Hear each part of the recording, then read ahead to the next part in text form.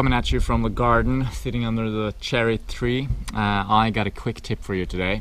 If you're trying to live healthfully, if you're trying to implement healthful practices into your life, you know, whether that be eating a fruit-based diet, eating more fruit, more vegetables even, or maybe it's just moving towards better fitness, doing more activity, eliminating bad habits, getting more sleep, whatever it is, you got to realize that you are in charge of optimizing the conditions for your success.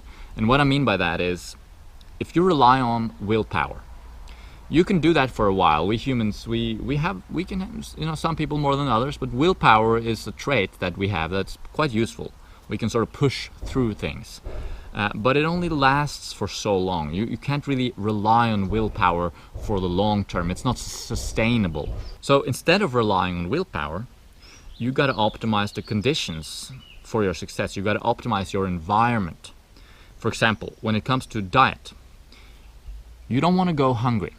When you're hungry, you are more likely to make poor dietary choices. Of course, it makes perfect sense. So if you find yourself, you know, hungry walking around town, you know, it's going to be much easier for you to just pop into some kind of place and buy some food that you actually don't want to eat, but you're hungry, you're desperate, there's no fruit around, you just got to do it. And that's fine if that's a, you know, one-off situation or now and then, but ideally you want to be ahead of the game and know that you'll get hungry at 2 o'clock.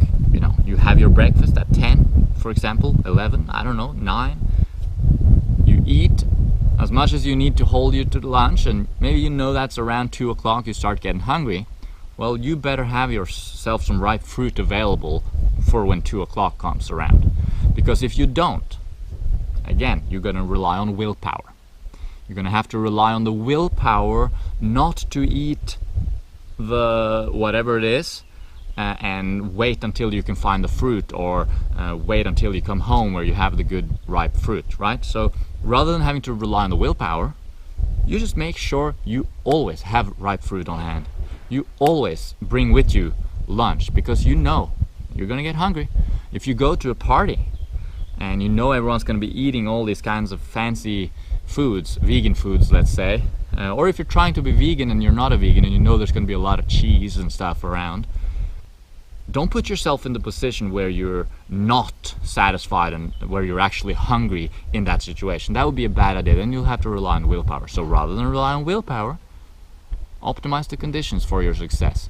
Bring with you food. Eat before you go. Bring your own snacks that are vegan and that suits your dietary preferences. You can share them with others too, but make sure you have something that stimulates you enough, satisfies you enough, not to go for those other foods. Another example is things like exercise.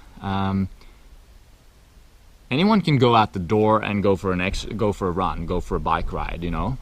But if it requires willpower, you won't do it in the long run. So how do you make sure that you can easily keep staying active without having to rely on willpower? Well, you have to optimize the conditions. What are the conditions? Well, sleep, for example. Get enough sleep. If you make sure that you are getting enough sleep, that you are going to bed early enough, next day you're going to have much more energy, and working out, training is going to be easy rather than hard. Make sure you're carved up. Make sure you're getting enough carbohydrates. Make sure you're eating enough calories. These things will optimize the conditions for you to be able to go on that run or bike ride without any effort, without any willpower involved. How about getting that sleep? How about going to bed early enough? Well, rather than relying on willpower, again, optimize the conditions so that you want to go to bed, right? Slow down. If you're stressing all up until like before you go to bed, if you're exercising, if you're working, if you're socializing intensely right before you go to bed, you're probably not going to want to go to bed, and you're going to have to force yourself to do it. Instead of being in that situation, know that you want to go to bed in time. You know that's going to affect your ability the next day to go for that exercise session. You know that it's going to make your life better when you get enough sleep. So you want to get enough sleep, so you're already looking ahead and you're thinking, I'm gonna spend those 2 last hours of the day just chilling out. I'm gonna spend those 2 hours just slowing down so that my body can feel how tired it is and want to go to bed. And maybe you have a special book that you like to read right before you go to bed, or in bed even. Put it next to your bed, and then you have something to look forward to, rather than just like, let's say you're surfing Netflix or YouTube and you're just like, it's so exciting. If you have that book to look forward to, it's easier to just close the computer and be like, I'm gonna read a little bit now, exciting.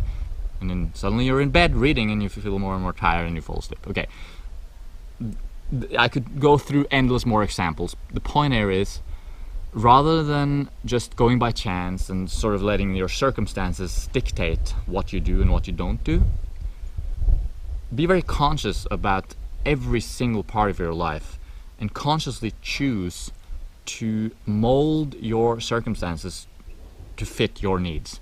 Make it easy to eat fruit by always having ripe fruit on hand. Make it easy to avoid eating the crappy stuff when you're at parties by staying satisfied on sweet fruit, by eating enough before you go or bringing your own food.